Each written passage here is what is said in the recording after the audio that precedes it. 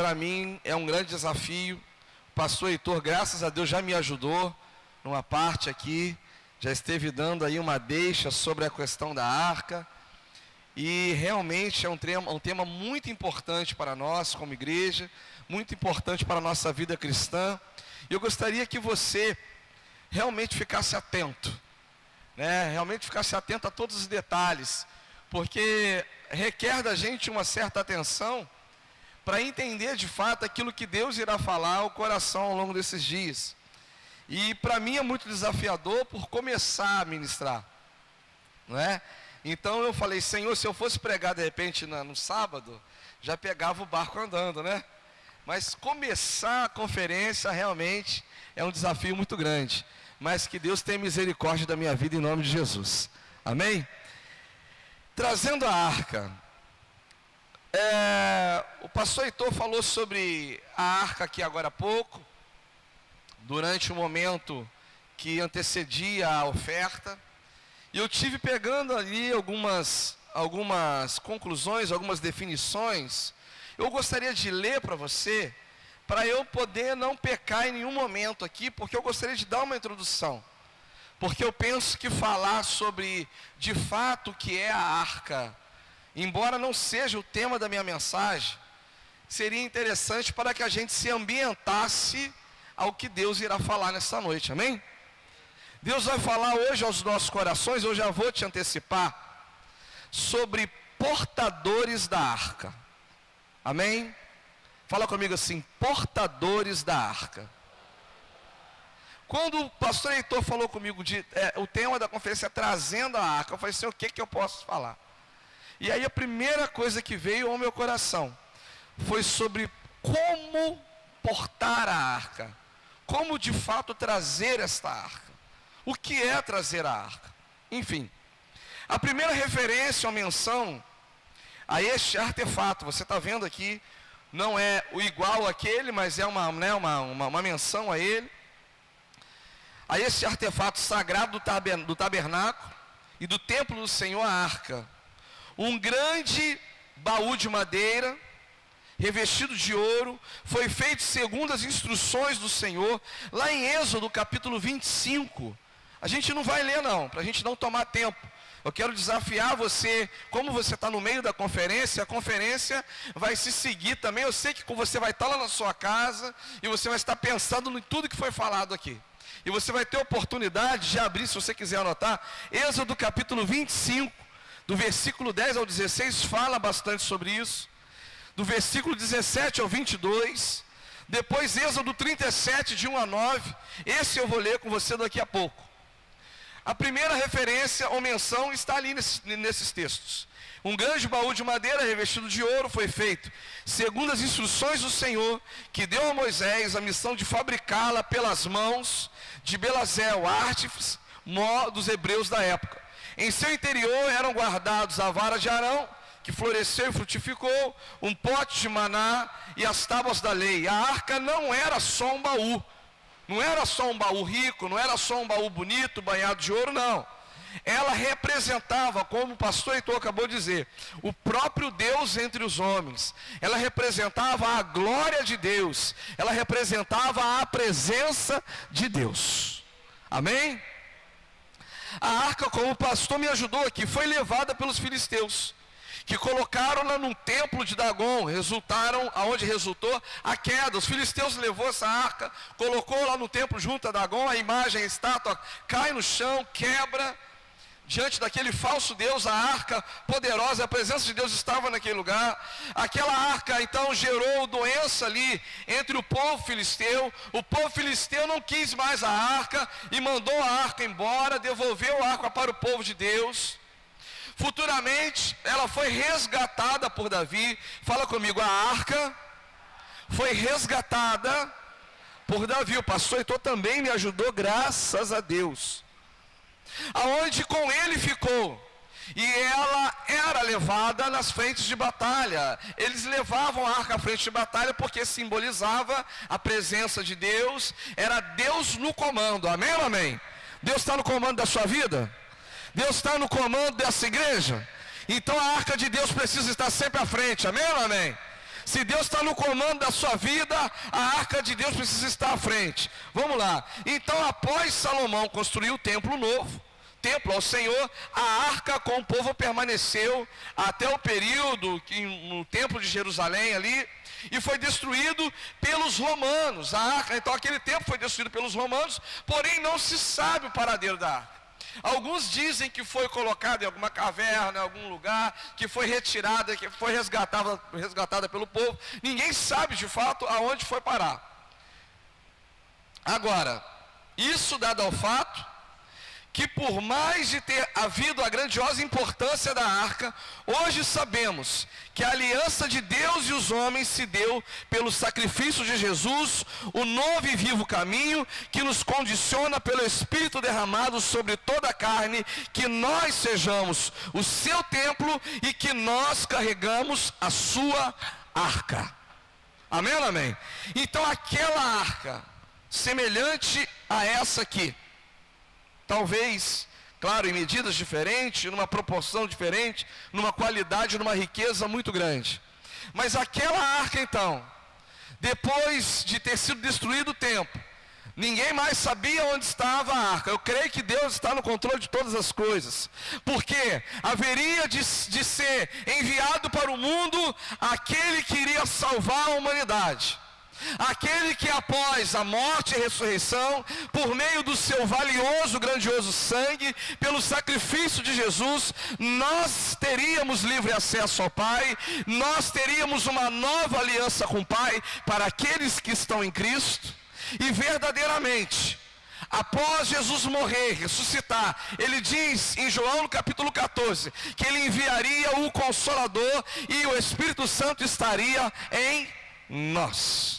Fala comigo assim, então hoje, a presença dele habita em mim. Fala assim, a soberana presença de Deus, do Salvador, do Redentor, tem como habitação a minha vida. Amém ou amém? Glória a Deus. Você pode dar glória a Deus bem forte? Você vai abrir comigo agora em 1 Coríntios, no capítulo 6.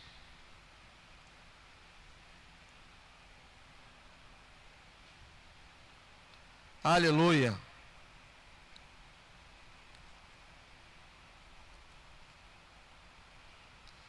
Primeira Coríntios capítulo 6. Você vai ver a testificação disso que eu falo com você agora. Aleluia. Quem achou, dá glória a Deus. Quem não achou, fala Tadel. Então todo mundo achou, o pessoal está fino na Bíblia aí.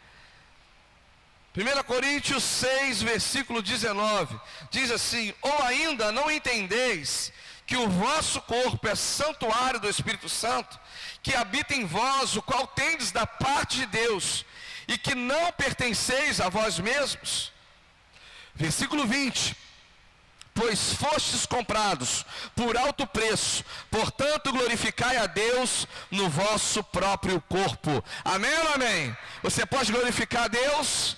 Pode, fala assim: o Senhor hoje, em espírito e em verdade, se eu estiver nele, ele estará em mim.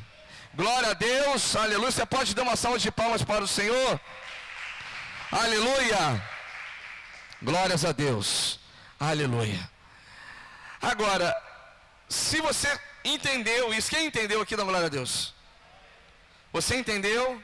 A arca então representa a presença de Deus.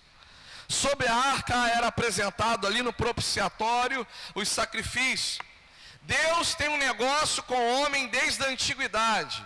E naquele tempo, a arca representava a presença de Deus. E hoje, pastor, onde está a presença de Deus? Nós já descobrimos que a presença de Deus está aonde?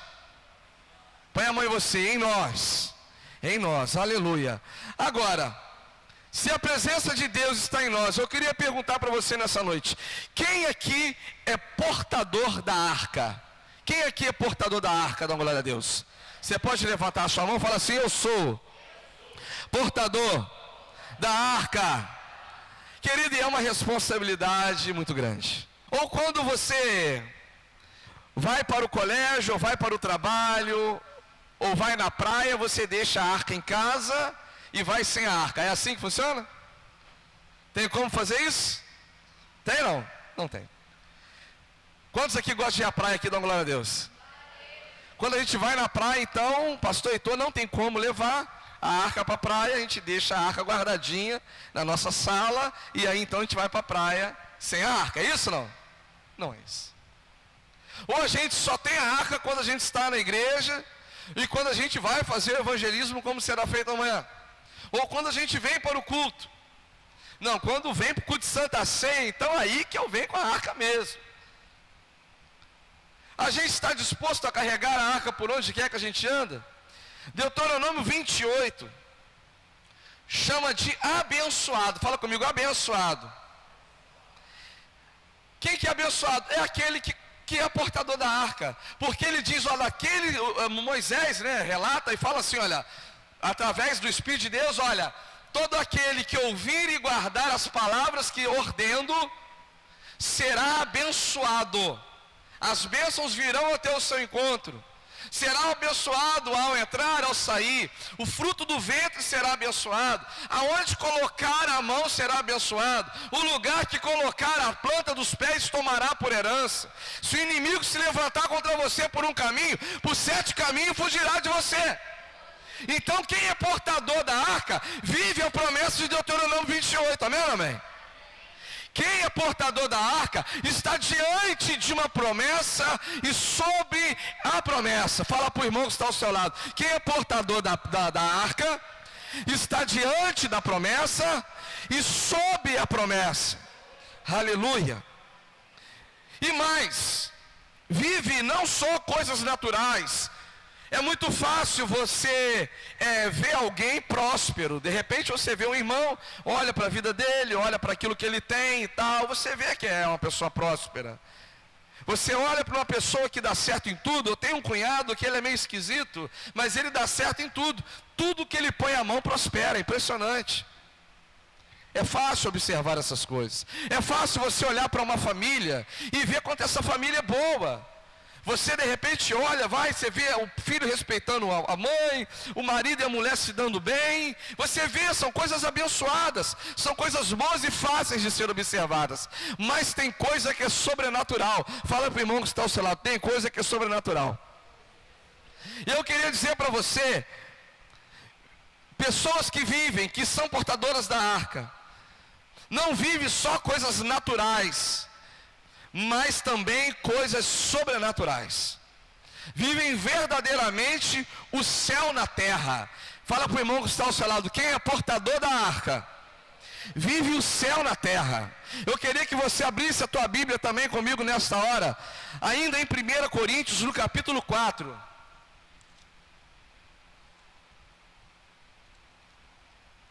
Capítulo 4, versículo 1. Tem um texto muito forte que marca a minha história. O Senhor me deu esta palavra há algum tempo. Eu fui tremendamente impactado por ela. Quem achou, dá glória a Deus. Portanto, todas as pessoas devem nos considerar servos de Cristo, encarregados dos mistérios de Deus. Fala para o irmão que está ao seu lado, eu sou encarregado dos mistérios de Deus. Eu não sei como está na sua tradução aí, encarregado, guardador, mas eu sou encarregado dos mistérios de Deus. Amém ou amém? O que é o encarregado? Quem já trabalhou em empresa que tem encarregado aí sabe o que é. O que seria o encarregado? Hein? É aquele que está no comando?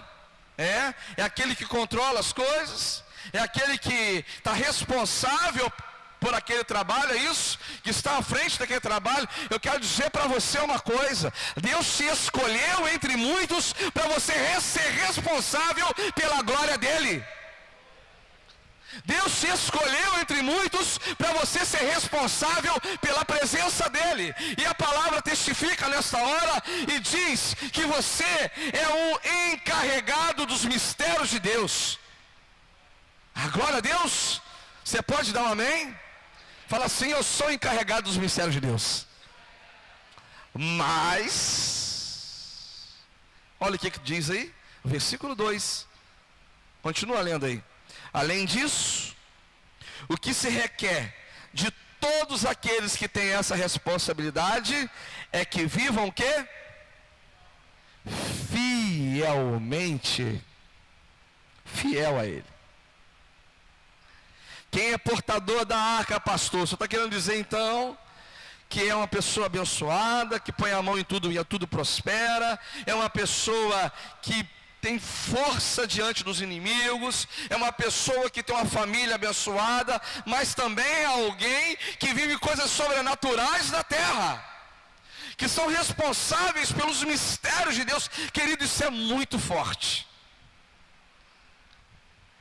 Ter acesso ao coração do Pai, ter acesso à mente de Cristo, e entender o que está no coração do Senhor. Quando eu vim para cá, eu estava desafiado. Falei, Senhor, eu preciso entender o que está no seu coração. De repente é muito fácil hoje em dia, porque tem internet, a gente pega lá, mensagens de hoje, trazendo a arca, a gente consulta no Google, lá tem milhões de esboços, lá se bobear, lá no YouTube, alguém que já pregou a mesma coisa. Mas Deus está te encarregando de algo. Deus está te encarregando de ouvir o coração, a voz dele, de sentir o coração dele, de pensar como a mente dele, porque ele tem algo para ministrar para um povo neste dia de hoje. E aí é necessário então conhecer a mente de Cristo, é necessário ser encarregado dos mistérios do Senhor, porque é algo que o Senhor quer te revelar nesta noite para a glória do nome dEle. Não é segundo a minha vontade, não é segundo a minha carne, mas é segundo aquilo que Ele prometeu e que Ele programou para este dia, para esta noite. Aleluia. E eu quero dizer para você que não é fácil não, é necessário ser fiel a Ele. Requer daqueles que são portadores da arca, guardadores da arca, responsáveis da arca, serem fiéis. Não só portar ou simplesmente guardar, mas utilizar o poder que nela opera. Deuteronômio diz: se tiver o cuidado de guardar, ouvir e guardar os mandamentos que hoje te ordeno, para ser abençoado lá também tem uma condição. Mateus capítulo 7, Jesus fala sobre o homem prudente, o homem sábio, o insensato. E ele fala, o homem prudente, o homem sábio, é aquele que ouve as minhas palavras e pratica. Então quero te dar mais uma notícia. Os portadores da arca não têm simplesmente a responsabilidade de ter a arca, de conduzir a arca, mas também de praticar o que nela opera. Os portadores da arca não têm simplesmente a responsabilidade de portar, de carregar, de levar a arca até algum lugar, mas é responsável pelo poder que está contido na arca. E aí eu falo para você que pregar num púlpito é fácil, ministrar um louvor é fácil, abrir uma célula é fácil, pregar para alguém na rua é fácil. Agora a nossa maior responsabilidade é de zelar por aquilo que a gente prega. Eu levo a arca, é fácil. Agora vamos viver o que está na arca. Eu prego a palavra, é fácil. Agora vamos viver a palavra. É prudente e sábio aquele que ouve e pratica. Diz a Bíblia, Jesus falou que aquele que ouve e não pratica é como um homem insensato que constrói a casa sobre a areia. E na primeira tempestade vem as enchentes, as enxurradas e destrói tudo, cai por terra. Tem muita gente querendo carregar a arca, mas está desmoronando todos os dias. Tem muita gente se dizendo portador da arca, mas na primeira enxurrada não para de pé. Tem muita gente querendo ser portador da arca, diz que traz a arca, tem a presença de Deus, eu tenho a glória de Deus, eu tenho a presença de Deus, mas na primeira tempestade, na primeira enchente, sacode os alicerces e a casa desmorona e vai ao chão. Fala assim, é preciso ter responsabilidade com a arca. Ser portador da arca é ser sal da terra e luz para o mundo. Fala o irmão que está ao seu lado. Ser portador da arca é ser sal para a terra e luz para o mundo. Abre comigo em 1 de Pedro, no capítulo 2.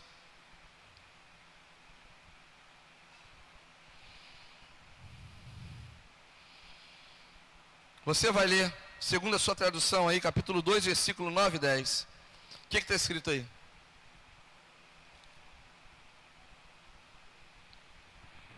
Primeira Pedro, capítulo 2, versículos 9 e 10. Você pode ler, vamos contar de 1 até 3 e ler todo mundo junto, mesmo com as traduções diversas. 1 e 2 e 3.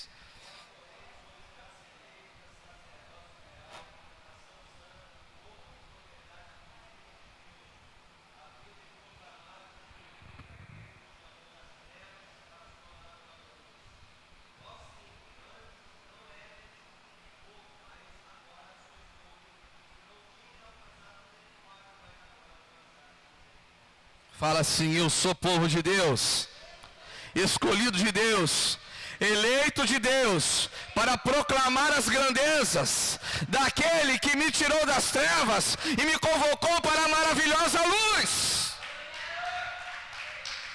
Os portadores da arca têm a responsabilidade de mudar o ambiente em que vivem.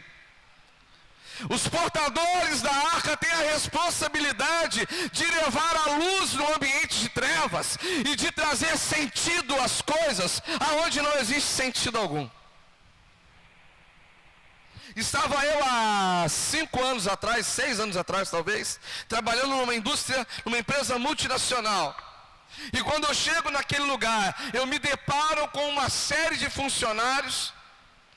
E aí isso me confronta, que eu vou falar um negócio sério aqui. Todo mundo aqui é membro da IPV? Ou tem algum visitante, alguém que está conosco pela primeira vez? Todo mundo aqui é membro da IPV? Posso descer o sarrafo? Você deixa? Então tá. Amém, então. Você pode? Você me libera? Pode, pastor? Então tá. E aí, pastor, vou contar para o pastor então, como é que funciona isso. Pastor Heitor, estava eu trabalhando, e eu sofri uma perseguição durante 2 anos, fala comigo, 2 anos, de um funcionário da empresa. Ah, mas o irmão me perseguiu, o irmão fazia de tudo para me tirar da bênção, de tudo. Ele desmentia o que eu falava, ele arrumava confusão, e eu trabalhava diretamente com ele, porque eu era, na realidade, a minha empresa era contratada da empresa dele, e aí prestava esclarecimentos um para o outro, e era uma guerra. E na hora de chegar na frente do bambambam do negócio, do engenheiro da obra, tudo dava errado o que ele fazia, ele colocava a culpa em quem? Em mim. Teve um dia que eu não aguentei. Eu entrei para dentro do banheiro. Todo mundo tem um banheiro de indústria, um banheiro de loja, um banheiro de trabalho aí, que um dia já esteve chorando igual eu. Não sei, eu já chorei várias vezes. E aí eu fui para dentro desse banheiro, que era o meu refúgio naquele local, e ali eu chorei. Ajoelhei num cantinho, onde óbvio não tinha privada. E aí eu chorei bastante diante de Deus e falei com o Senhor: Senhor, tem misericórdia, o Senhor me colocou aqui, Senhor, tua palavra diz que o Senhor me colocou como cabeça e não por cauda. Se o inimigo se levantar contra mim por um caminho, por 7 ele fugirá de mim. Senhor, esse demônio que está na vida desse homem, Senhor, está atormentando ele e me prejudicando. Senhor, em nome de Jesus, ou o Senhor me tira daqui ou tira ele. O que você acha que aconteceu? Tirou ele. Porque Deus tinha que me sustentar. Mas eu estava responsável em ser portador da arca. Eu estava ali trabalhando, mas sendo portador da arca. Aí Deus tirou a pessoa da área que eu trabalhava. Eu comecei a trabalhar com uma outra pessoa responsável. Só que aí vem agora a parte que toca você.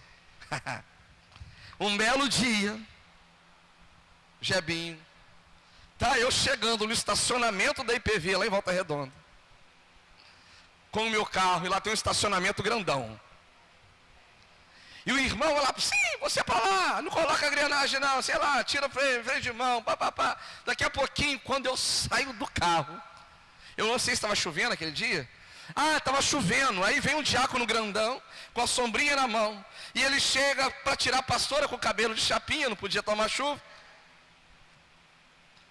né? Aquela benção que você sabe muito bem. E aí na hora que vai descer do carro, que hora que eu abro a porta, quem que é que me recepciona na igreja que eu congrego? Quem é? Quem é? Adivinha? Raimundo Nonato. Mentira. Era ele. Sabe o que a palavra do Senhor diz? Que ele prepara uma mesa na presença dos seus inimigos. Querido, mas foi muito forte aquele dia. Aquele dia aquele homem me viu, ele não falou nada, ele ficou emudecido. Quando chegou no trabalho, ele pediu milhões de perdões, me abraçou, me beijou, falou: querido, me perdoa. Você congrega comigo na minha igreja, eu fiz tanto mal para você. E assim como ele, outros estavam naquele lugar, trazendo um mau testemunho da presença de Deus. Fala assim: se eu sou portador da arca, eu preciso me responsabilizar, porque nela, pelo que nela tem. Se tem a presença de Deus, se tem vida de santidade, eu tenho que ser santo como meu Deus é santo. Amém ou não amém? Quem está entendendo, então glória a Deus. Como eu disse em João, capítulo 14, você pode abrir aí. Eu vou dar uma acelerada aqui para não passar o horário.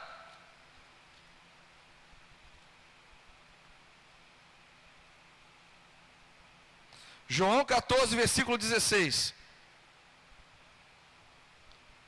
Diz o texto: e eu rogarei ao Pai, e Ele vos dará outro advogado, a fim de que esteja para sempre convosco.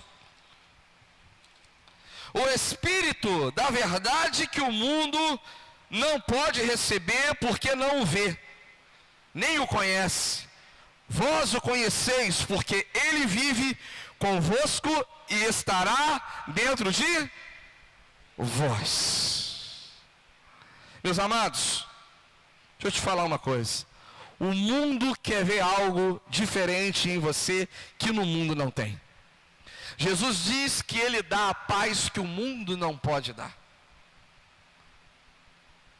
Deus quer usar você na sua simplicidade, mas com uma vida renovada e transformada, para que você tenha de fato a condição de ser o portador desta arca.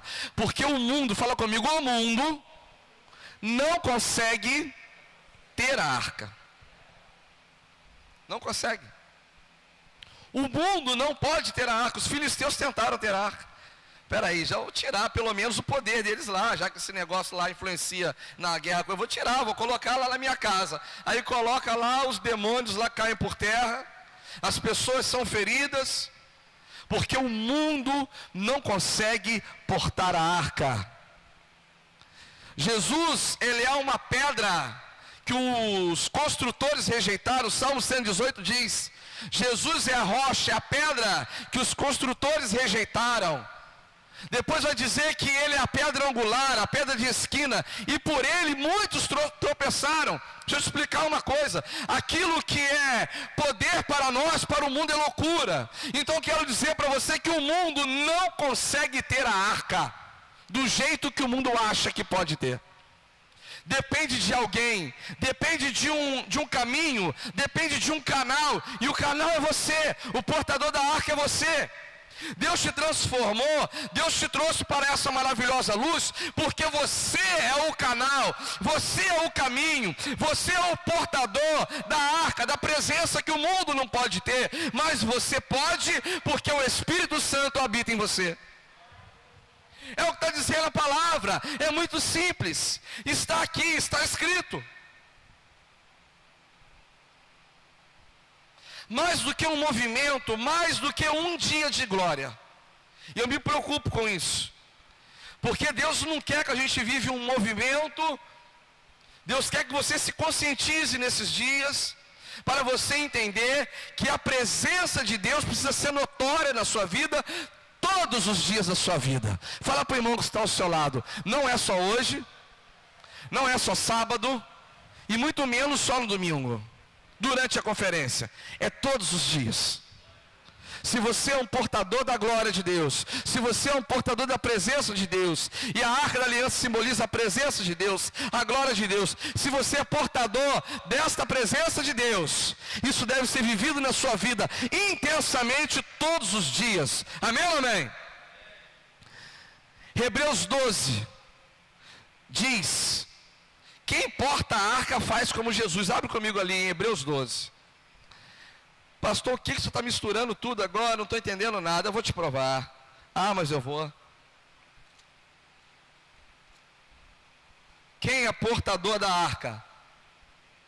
Age como Jesus. Eu ministrei essa palavra essa semana que passou, muito forte, Deus ministrou no meu coração. Hebreus capítulo 12, versículo 1. Portanto, também nós consideramos que estamos rodeados por tão grande nuvem de testemunhas, desembaracemo-nos de tudo o que nos atrapalha, do pecado que nos envolve, e corramos com perseverança a corrida que nos está proposta. Versículo 2, olhando fixamente para o autor, o consumador da fé, Jesus, fala comigo, Jesus, o qual, por causa do júbilo que lhe fora proposto, suportou a cruz, desprezando a vergonha, e assentou-se à direita do trono de... Ele sentou à direita do trono de... Aí eu quero falar para você. Pastor, por que olhar para Jesus para ser portador da arca? Porque ele creu, ele tudo sofreu e ele tudo suportou para que eu e você tivéssemos a glória dele. Ele poderia estar pregado naquele madeiro olhando para a tristeza, com tristeza, ou olhando para o sofrimento. Ele foi cuspido pelas pessoas. Ele foi chicoteado. Ele foi transpassado pelas nossas iniquidades. Eu anotei aqui, ele não olhou para as dores. Na realidade, eu queria te fazer uma pergunta. Você acha que ele lá naquela cruz, ele olhou para o sofrimento dele? Quem acha que sim e quem acha que não, levanta a mão. Quem acha que sim, levanta a mão. Quem acha que Jesus olhou para o sofrimento dele, levanta a mão. Tá. Agora, quem acha que Jesus não olhou para o sofrimento dele, levanta a mão. Temos algumas imparcialidades aí. Quem acha que sim, quem acha que Jesus estava na cruz e olhou para seu sofrimento, levanta a mão. Agora, quem acha que ele não olhou para o seu sofrimento, levanta a mão. É difícil, né? Parece até pegadinha, né? Mas é pegadinha. É pegar. Ele olhou para seus sofrimentos. Sabe por que ele olhou para seu sofrimento? Porque dói levar uma coroa de espinho na cabeça. Ele veio como homem nessa terra. Filipenses capítulo 2 diz que ele deixou toda a sua glória no céu para morrer uma morte de cruz nessa terra.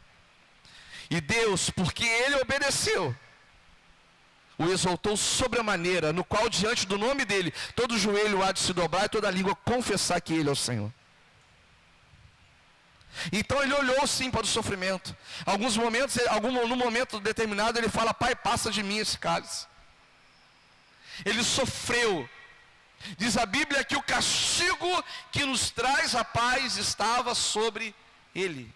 Pelas suas pisaduras nós somos sarados. Eu quero dizer para você que toda a maldição que você tinha direito, que estava sobre a sua vida, ele levou naquela cruz. Então, quando ele estava lá, ele olhou para o sofrimento, sim, só que tem um detalhe: a glória que estava por vir era muito maior do que o sofrimento que haveria naquele presente. Depois Paulo vai dizer isso em Romanos capítulo 8, que os sofrimentos do presente não se comparam com a glória que há de ser revelada nas nossas vidas por meio de Deus, por meio do Senhor Jesus Cristo. Eu quero dizer para você que quem é portador da arca olha para a glória, não olha para o sofrimento. Quem é portador da glória, da arca de Deus, da presença de Deus, não olha para os pregos, não olha para as cusparadas, não olha para a rejeição. E se tem uma coisa que tem destruído os portadores da arca de Deus, tem sido isso. E Deus falou no meu coração, 1 de João capítulo 4, diz que nesses dias existe um espírito anticristo no meio das igrejas. E esse espírito anticristo, ele trabalha, ele opera, não é o anticristo, é um espírito, um ambiente anticristo. É um espírito que trabalha contra tudo aquilo que vem do Senhor. É um espírito que trabalha contra a direção pastoral. É um espírito que trabalha contra a orientação do Senhor na sua vida. É um espírito que trabalha contra a sua adoração na igreja. É um espírito que trabalha contra a aliança que você tem com a tua igreja. É um espírito que trabalha contra a aliança que você tem com o seu pai, com a sua mãe. É um espírito que trabalha contra a aliança que você tem com o próprio Deus. Nós temos estudado sobre isso no Tadel. E o povo sofreu. O povo de Israel sofreu porque quebrou alianças importantes com o Senhor. Tem um espírito, uma ação, trabalhando para prender os pés das pessoas, para travar. Em Hebreus capítulo 12, versículo 13, fala sobre isso. Preparem então caminhos retos. É necessário preparar caminhos retos para aqueles que querem carregar e serem portadores da arca do Senhor. Não tem como portadores da arca do Senhor andarem em caminhos tortuosos, porque isso fez parte do seu passado. O Senhor já te tirou da treva. Então o espírito de rejeição da igreja hoje está quebrado no nome de Jesus Cristo. Amargura no coração, raiz de amargura, amarguras calcificadas por palavras lançadas, espírito de tristeza, frieza, apatia, falta de responsabilidade, falta de zelo, falta de respeito à autoridade, falta de honra, está quebrado e amarrado no nome de Jesus, porque isso é embaraço para os pés daqueles que são portadores da arca. Aleluia, aleluia, aleluia. Fala para o irmão que está ao seu lado: a arca não anda sozinha, meu irmão. A arca de Deus não anda sozinha. Por isso que Ele te escolheu. Ele te escolheu para você carregá-la, para você ser o portador dela, para levar por onde você for. Aleluia.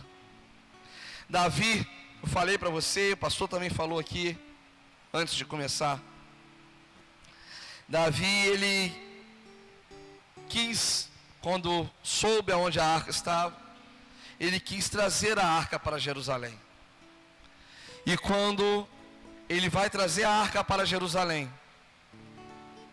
ele parece descumprir algumas condições e alguns requisitos. Eu tenho anotado que Número, no capítulo 4, fala sobre isso. Existe um procedimento para ser portador da arca. E no momento que vai carregar a arca, pensa que a arca vai tombar, põe a mão e ele morre, é fulminado. O povo se assusta, Davi fica decepcionado com aquilo, e a arca é levada para um outro lugar. Quando ela chega nesse outro lugar, ela fica num período curto lá. E diz a Bíblia que a casa de Obed-Edom prospera durante o período que a arca estava lá, porque aonde há a presença de Deus há prosperidade, amém ou não amém? Há crescimento. E aí então Davi agora resolve então, de uma forma sensata e prudente, responsável, diligente. Fala comigo, diligente. Pastor, o que significa isso? Portadores da arca só podem carregar a arca de maneira diligente, com responsabilidade e cuidado. E aí então Davi prepara todo um requisito, prepara toda uma ação ali, faz um planejamento ali, fala: os levitas vão carregar, e aí vamos fazer do jeito que está mandando, e aí vamos apresentar sacrifício. Não foi qualquer sacrifício, diz a Bíblia que nos primeiros 6 passos ele já apresentou um grande sacrifício, matou 7, sacrificou 7 novilhos e 7 cordeiros para o Senhor. E diz a Bíblia que ele não vai carregando a arca de qualquer jeito, apresenta o sacrifício, mas ele vai jubilando na presença do Senhor. Ele vai dançando com toda a sua força. O povo vai tocando os instrumentos, eles vão louvando, vai sacrificando e vai dançando, vai sacrificando, vai louvando e vai dançando. Ei, é um privilégio de Deus podermos ser portadores da arca. Mas quantos portadores da arca têm querido transportar para o Senhor? Quem é portador da arca, entrega a sua força, entrega o seu louvor, arranca a força de onde não tem e apresenta a Ele, porque o que a gente carrega é a presença dEle, não é qualquer coisa, não é qualquer baú, não é qualquer objeto, é a arca poderosa do Senhor. É a arca de Deus, não é qualquer coisa. Pastor, mas já houve sacrifício, eu não tenho que sacrificar mais, e agora o que eu faço? Jesus já morreu por nós. Fala com o irmão que está ao seu lado. Jesus morreu, Ele se sacrificou, Ele foi o maior sacrifício. Fala para Ele foi o maior sacrifício. Não precisa mais você matar novilho, não precisa mais matar cordeiro, porque Ele já se sacrificou. Ele se sacrificou por nós, pela igreja dele, amém ou não amém? Amém ou não amém? Só que em 1 de João capítulo 3, a palavra diz, o apóstolo diz, olha, assim como Ele entregou sua própria vida, assim como o Pai enviou o Filho para morrer por mim e por você, por amor ao mundo, requer que nós, fala comigo, nós entreguemos as nossas próprias vidas por amor aos outros. Dói, carregar a arca tem que doer, sabe por que tem que doer? Porque a gente não morre mais pelas pessoas, não morre mais pela igreja, não porque Jesus morreu, mas nós morremos pela causa, nós morremos pela causa do Evangelho, nós entregamos o que temos, o que podemos, fazemos sacrifício sim, ficamos de madrugada arrumando igreja sim, viemos todos os dias, lá em Saquarema, o povo está orando todo dia na igreja sim, sabe por quê? Porque o Rei dos Reis, o Senhor dos Senhores, tem nos dado vitória naquele lugar, pelo nome santo do Senhor Jesus Cristo.